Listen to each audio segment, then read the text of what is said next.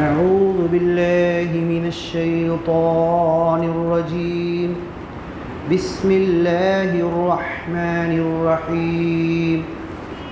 يا أيها الذين آمنوا كتب عليكم الصيام كما كتب على الذين من قبلكم لعلكم تتقون أياما معدودات فمن كان منكم مريضا أو على سفر فعدة من أيام أخر وعلى الذين يطيقونه فدية طعام مسكين فمن تطوع خيرا فهو خير له وأن تصوموا خير لكم إن كنتم تعلمون. شهر رمضان الذي أنزل فيه القرآن هدى للناس وبينات من الهدى والفرقان فمن شهد منكم الشهر فليصمه ومن كان مريضا أو على سفر فعدة من أيام أخر يريد الله بكم اليسر ولا يريد بكم العسر ولتكملوا العدة ولتكبروا الله على ما هداكم وَلَعَلَّكُمْ تَشْكُرُونَ. صدق اللہ العظیم. دینی بھائیوں، کلام پاک میں سے سورۃ البقرہ چند آیتیں تلاوت کی گئی ہے. آئیے ترجمہ سنتے ہیں. اعوذ باللہ من الشیطان الرجیم. اے اللہ، تیری پناہ میں آنا چاہتے ہیں مردود شیطان کے بہکاوے، خناس، وسوسے اور برائیوں سے بچنے کے لیے. بسم اللہ الرحمن الرحیم. اللہ کے نام سے جو رحمان ہے، رحیم ہے. الرحمن علی العرش استوى. اس کی رحمت عام ہے، عرش پر بیٹھے ہوئے ہر ایک پر رحم کر رہا ہے، ماننے والا ہو یا نہ ماننے والا ہو. وَكَانَ بِالْمُؤْمِنِينَ رَحِيمًا. اور مومنوں پر اس کی رحمت تو اور زیادہ شفقت کے ساتھ ہے اور خاص ہے. یا ایھا الذین آمنوا. اے میرے پیارے گیانی ایمانی بندو، کتب علیکم الصیام. تم پر روزے فرض کیے گئے. کما کتب علی الذین من قبلکم. اور یہ مت سوچو کہ دنیا میں پہلی مرتبہ تم پر روزے فرض ہوئے، تم سے پہلے کی ساری امتوں پر روزے فرض تھے. لعلکم تتقون. اور یہ روزے اس لیے فرض ہیں کہ تمہارے اندر اللہ کا ڈر، تقوی، خوف اور خشیت پیدا ہو. تم سے پہلے کی امتوں پر روزے تم سے بھی زیادہ سخت تھے، یہاں تک کہ ان کے روزوں میں سحری نہیں تھی. ان کے روزوں میں یہ تھا، حضرت مریم کہتے ہیں جب انہوں نے کہا انی نذرت للرحمن صوما، اے رحمان میں تیرے لیے روزے کی نظر اور نیت کر چکی ہوں، تو پھر فرشتے نے کہا اللہ تکلم الناس الا رمزا. لوگوں سے اب بات بھی نہیں کرنا. تو پہلے کی شریعتوں میں جیسے آج کل اعتکاف بیٹھتے ہیں تو بھی ضروری باتیں کر سکتے ہیں، غیر ضروری فضول کی باتیں نہیں کرنا ہے. تو پہلے کے لوگوں کی شریعتوں میں روزہ جب شروع ہو گیا تو صرف اشارے سے بات کرنا ہے. اتنی ساری سختیاں اللہ نے ہمارے اوپر کم کر دی. اس کے بعد اور بھی چھوٹ دے دی. فمن کان منکم مریضا. یہ ایام معدودات گنتی کے چند دن ہیں، 29 یا 30. اس میں بھی اگر کوئی ضروری سفر پہ جا رہا ہو اور سفر پہ اس کو روزہ رکھنا محال ہو تو وہ روزہ چھوڑ سکتا ہے. یہ الگ بات ہے کہ اس کو بعد میں وہ گنتی پورا کرنا. اور بعض اوقات ایسا ہوتا ہے کہ جو سفر میں ابھی روزے چھوٹے ہیں بعد میں پورا کرنا اور مشکل ہو جاتا ہے. تو بہتر ہے کہ پوری کوشش کریں سفر میں بھی روزہ رکھ لیں. صحابہ کرام کا دونوں عمل موجود ہے. یہاں تک کہ کئی غزوات میں، جنگوں میں بھی صحابہ کرام گئے. کچھ افطار کرتے تھے، روزہ نہیں رکھ رہے تھے، اور کچھ رکھ رہے تھے. روزہ رکھنے والے نہیں رکھنے والوں کو کوئی کمتر نہیں سمجھ رہے تھے. اور نہیں رکھنے والوں کو غلط بھی نہیں سمجھ رہے تھے۔ یہ صحابہ کرام کی آپس کی انڈرسٹینڈنگ تھی کہ اگر کہیں اختلاف ہو بھی جاتا تھا تو اپنے اختلاف کو نرمی سے سولو کرتے تھے، شدت برت کے آپس میں ایک دوسرے کے خوریز دشمن نہیں بنتے تھے۔ تو یہی چیز ہے۔ اور اللہ کے رسول صلی اللہ علیہ وسلم لیلۃ القدر بتانے کے لیے مائی عائشہ کے حجرے سے نکل کر مسجد نبوی اور کرتے کرتے منبر پر جب آئے فَتَلَاحَ رَجُلَيْنِ مِنَ الْمُسْلِمِينَ، تو مسلمانوں کے دو لوگوں کا کچھ جھگڑا ہو رہا تھا۔ کیا ہوا بھائی؟ یہ ہوا، ایسا ہوا، ویسا ہوا، اچھا چپ رہو، یہ نہیں، ایسا نہیں، ایسا نہیں۔ پھر وہ بولنے لگا، یہ بولنے لگا، وہاں پہ کچھ ٹائم نکل گیا اور ان کے جھگڑے کو سلٹا کے آپ آ کے منبر پہ بیٹھے اور بولے اللہ تمہارے اوپر رحم کرے، اتنی بڑی خیر کی بات میں بتانے کے لیے آیا تھا اور بالکل بیکار کی فالتو بات پہ دو لوگ جھگڑا کر رہے تھے، ان کو سلجھانے میں سمجھانے میں اللہ نے جو میرے دماغ میں رکھا تھا، جبکہ اس سے پہلے میں پہلے عشرے کا 10 اعتکاف کر چکا ہوں، پہلے 10 دنوں کے رمضان کے، دوسرے رمضان کے 10 دنوں کے تیسرے، اور آخر میں کہا کہ 5 راتوں میں لیلۃ القدر کو تلاش کرو آخری عشرے کی۔ اب میں یہ چاہتا تھا ما عنتم حریص علیکم بالمؤمنین رؤوف الرحیم، کوئی بھی خیر کا کام، بھلا کام اللہ کے رسول بالکل کنجوسی نہیں کرتے تھے، چھوڑتے نہیں تھے اور امت کو آ کے بتا دیتے تھے۔ وما هو علی الغیب بضنین، اور ایسی کوئی خیر کی بات جو اللہ آپ کو بتا دیتا تھا، چاہتے تھے کہ امت کے ایک عام انسان تک بانٹ دے، اور آئے منبر پر بیٹھے، کہا اللہ تمہارے اوپر رحم کرے، اتنی بڑی خیر میں بتانے آیا تھا کہ 5 راتوں میں تم کو تلاش کرنے کی بجائے 1 رات میں بتا دیتا، لیکن تمہارے 2 لوگوں کے جھگڑے نے اس اتنی بڑی خیر کو قیامت تک کے آنے والی امت سے چھین لیا، اٹھا لیا۔ فإنی انسیتھا، اللہ کے رسول بھی انسان تھے، بھولتے تھے، یاد آتا تھا، مجھے بھلا دیا گیا۔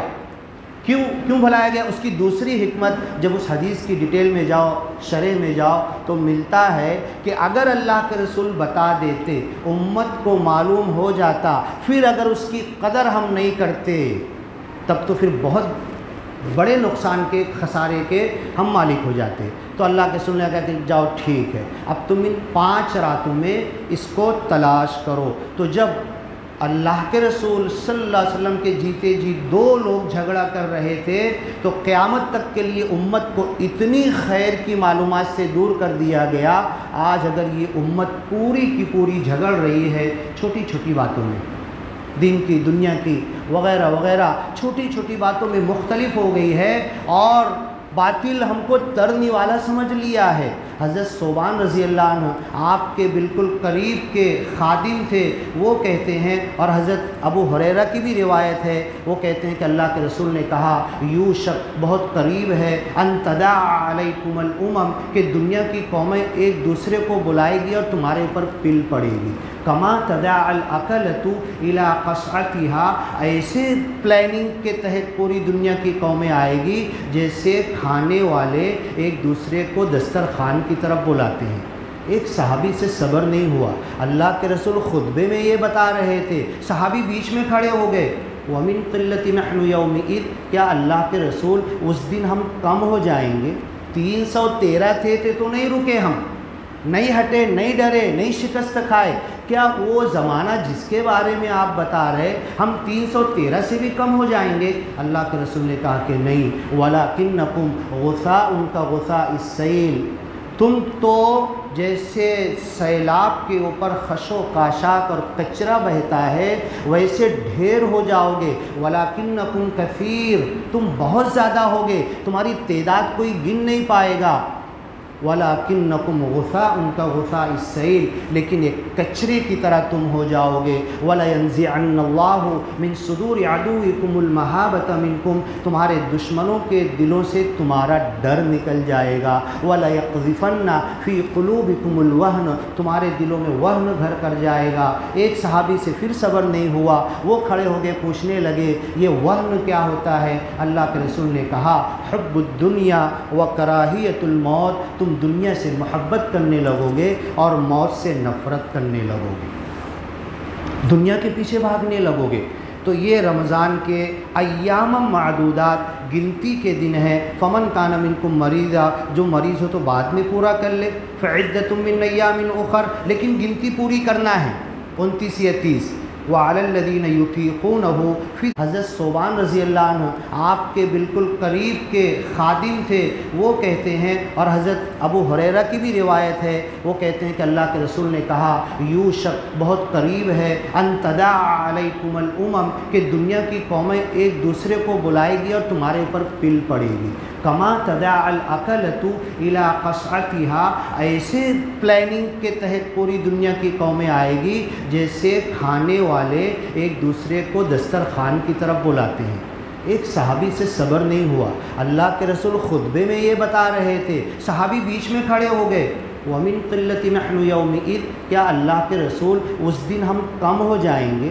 313 تھے تو نہیں رکے، ہم نہیں ہٹے، نہیں ڈرے، نہیں شکست کھائے، کیا وہ زمانہ جس کے بارے میں آپ بتا رہے ہم 313 سے بھی کم ہو جائیں گے؟ اللہ کے رسول نے کہا کہ نہیں، وَلَكِنَّكُمْ غُثَاءٌ كَغُثَاءِ السَّيْلِ، تم تو جیسے سیلاب کے اوپر خش و کاشاک اور کچرا بہتا ہے ویسے ڈھیر ہو جاؤ گے، وَلَكِنَّكُمْ كَثِيرٌ، تم بہت زیادہ ہوگے، تمہاری تعداد کوئی گن نہیں پائے گا، وَلَكِنَّكُمْ غُثَاءٌ كَغُثَاءِ السَّيْلِ، لیکن ایک کچرے کی طرح تم ہو جاؤ گے، وَلَيَنزِعَنَّ اللَّهُ مِن صُدُورِ عَدُوِّكُمُ الْمَهَابَةَ مِنكُمْ، تمہارے دشمنوں کے دلوں سے تمہارا ڈر نکل جائے گا، وَلَيَقْذِفَنَّ فِي قُلُوبِكُمُ الْوَهْنَ، تمہارے دلوں میں وہن گھر کر جائے گا۔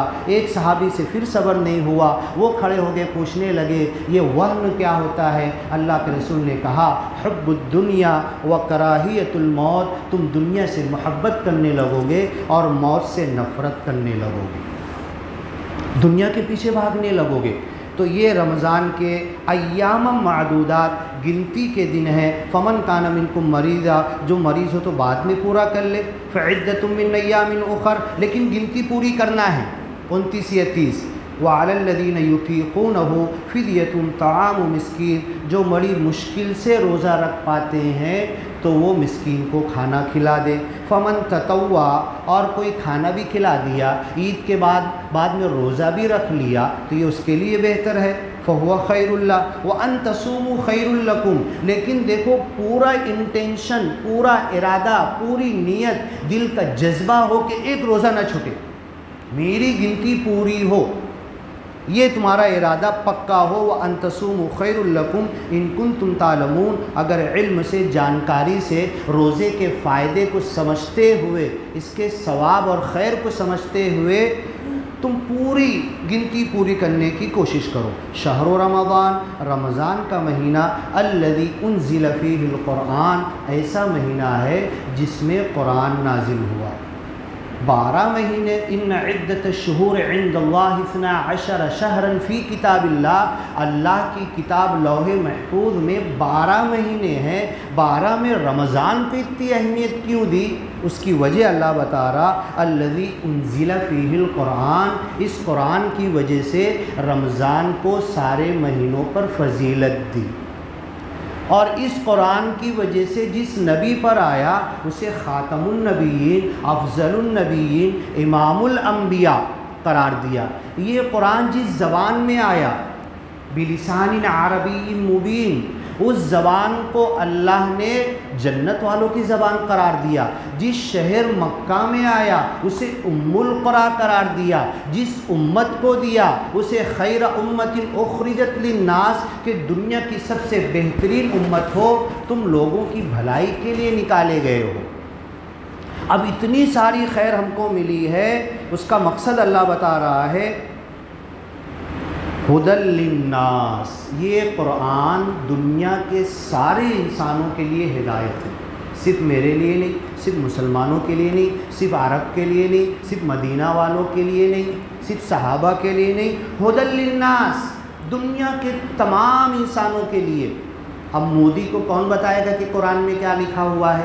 یہ الگ بات ہے کہ ہم سے زیادہ جانتا ہے مودی، امیت شاہ، RSS والے، یہ الگ بات ہے کہ ہم سے زیادہ پڑھے ہوئے ہیں، تو ہم کب پہنچائیں گے ان تک؟ ہدی للناس، یہ دنیا کے سارے انسانوں کے لیے ہدایت ہے، وبینات من الہدی، اور ہدایت گائیڈ لائن کے لیے پروف پیش کرتا ہے، اٹکل پچو نہیں ہے، اس کی باتیں بڑی آتھینٹک ہے، اس کی باتیں سائنس جتنا آگے بڑھ رہی ہے اتنا پروف کرتے چلی جا رہی ہے، اس کی باتیں ایک بھی غلط ثابت نہیں ہو رہی سائنس کے حساب سے بھی، سائنس کا محتاج نہیں ہے قرآن، لیکن سائنس جو فیکچول ہے وہ اس قرآن کی باتیں اور اٹیسٹ کرتے چلا جا رہا ہے۔ تو بینات من الہدی والفرقان، اور یہ حق اور باطل کے درمیان پرکھنے کی کسوٹی ہے، ترازو ہے، تول لو ہر چیز کو لا کر، فحکمہ الی اللہ وما اختلفتم فیہ من شیء، تمہارا اختلاف ہو جائے تو اللہ کی اس کتاب پہ لا کے سولو کر لو،